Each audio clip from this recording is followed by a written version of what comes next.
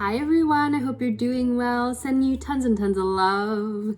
And today I wanted to talk about life purpose and finding meaning and purpose in our lives. I get a lot of questions about what our life purpose is, why we're here, and I was reminded of a quote from Man's Search for Meaning by Viktor Frankl. If you haven't read that book, I highly recommend it. It's heavy, but it's so insightful. So it's about Victor's experience in a concentration camp, and he was a psychiatrist or psychologist. I can't remember the exact line of research, but you get the picture. And reading his observations of the different people in the camps and how they fared mentally, mostly mentally and emotionally, through the camps, and how it differed between the people who decided the meaning of their own lives and the people who didn't is fascinating. The people who gave themselves a why, a reason and a purpose to stay alive fared so much better than the ones who didn't, than the ones who were listlessly going through each day. And he could see a visible decline in the people who had given up hope. So my biggest takeaway from this book was that the meaning of your life is the meaning that you give your life, the meaning that you give for yourself, for getting up every day and moving through the world and facing the challenges that you face. And I wrote down a quote so I got it right, because this pretty much sums it up. Everything can be taken from a man but one thing: the last of the human freedoms, to choose one's attitude in any given set of circumstances and to choose one's own way. The last of the human freedoms is to choose one's attitude in any given set of circumstances, to choose one's own way. And Victor asserts a number of times in this book that the meaning of our lives is the meaning that we give our lives. So many times we're searching outside of ourselves for, anyone, a pastor, a coach, a mentor, a therapist, to tell us the reason for our lives and to give our lives meaning and to help us figure out our life purpose. But I really think that that's between you and the divine, and talking to someone else can be a very helpful practice. But at the end of the day, it's going to be you choosing the meaning for your life and choosing the purpose for your life. And what an empowering thing that is.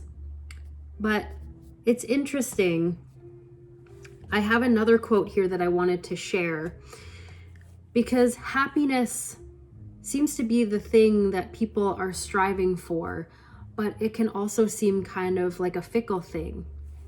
And Victor says here as well that it is the very pursuit of happiness that thwarts happiness.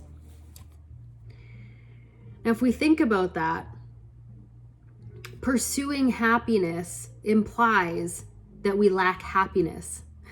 So we're chasing after something that we feel that we lack, when really it's something that we can cultivate inside of ourselves. We can cultivate a sense of happiness and a sense of purpose inside of ourselves every day.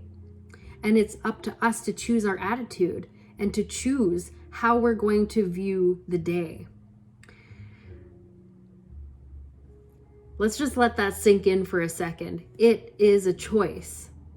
We have the choice in our attitude and how we perceive the day and how we decide to walk through our day. From a happy and grateful and empowered place, or from a victimized and disempowered and not so happy place. We get to choose. So, and this just reminded me of, I don't know if you're familiar with Sadhguru. He's amazing. I'll put a link down to his channel in the description box. But but Sadhguru says that every day I have a choice. I can either be joyful or miserable. So every day I choose. I get up in the middle of the morning, first thing in the morning, and choose, will I be joyful or will I be miserable? And he says he always chooses the joyful option. So that's that's the share today on the meaning of life. Is really, it's the meaning that we give our lives that matters.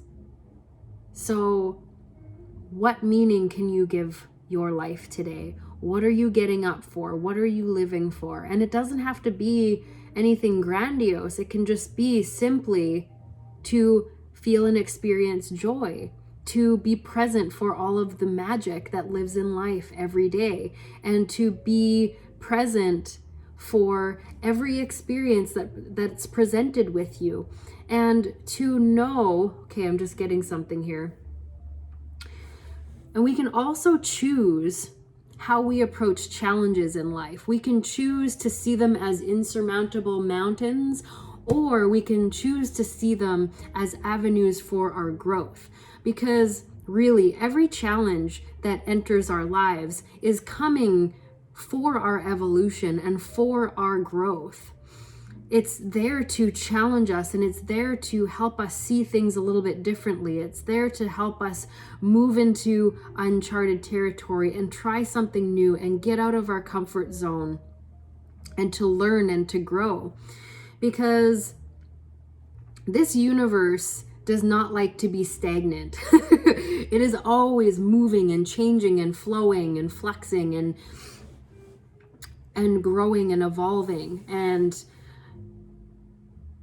so are we. At least that's our nature, and that's how we're meant to move through this life, is in a constant change of a constant state of change.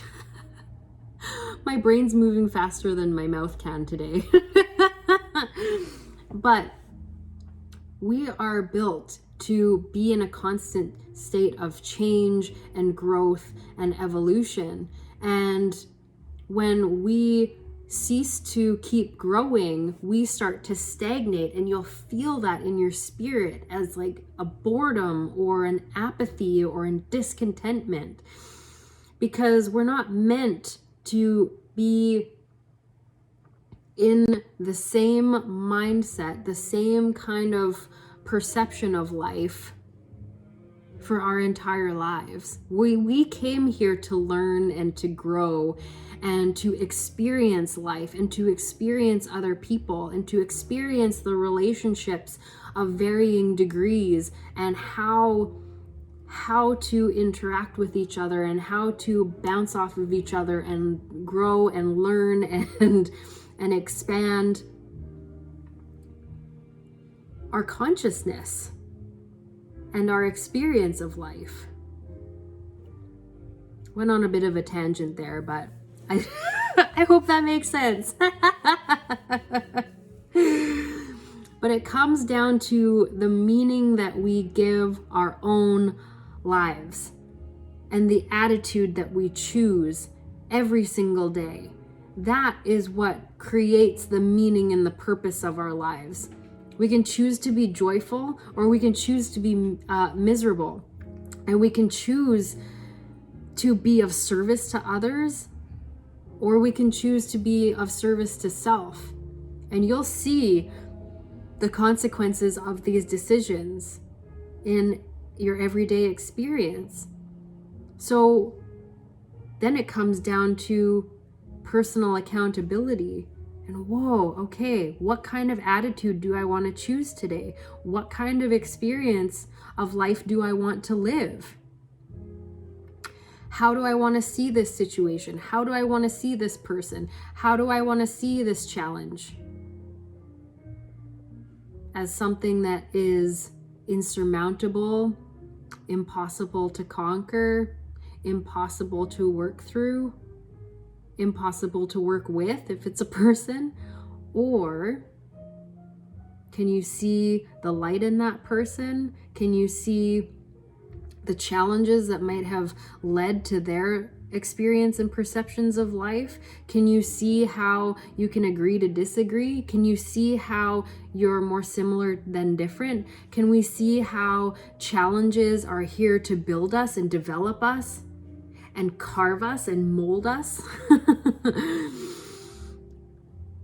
It's all in the attitude and it's all in the choice.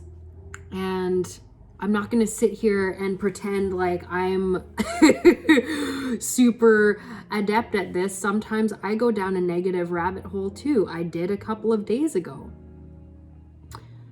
But sometimes we need these simple reminders about choice. I needed this reminder today. That's why it got dropped in my spirit. Because it is a choice. And our ego mind would like to believe or have us believe that it's not our choice. That we are at the mercy of the world and at the mercy of the things that other people are doing. But it's simply not true. I'm going to read this one more time. Everything can be taken from a man but one thing. The last of the human freedoms is to choose one's attitude in any given set of circumstances, to choose one's own way. What's your way? I'm going to leave it there for now. Leave that with you. Let me know what you think in the comments down below. Thank you so much for tuning in today. If you like this video, please give it a big thumbs up. It really helps the channel. Share this video with someone you love and subscribe down below for more videos like this. I'll talk to you guys soon. Bye for now.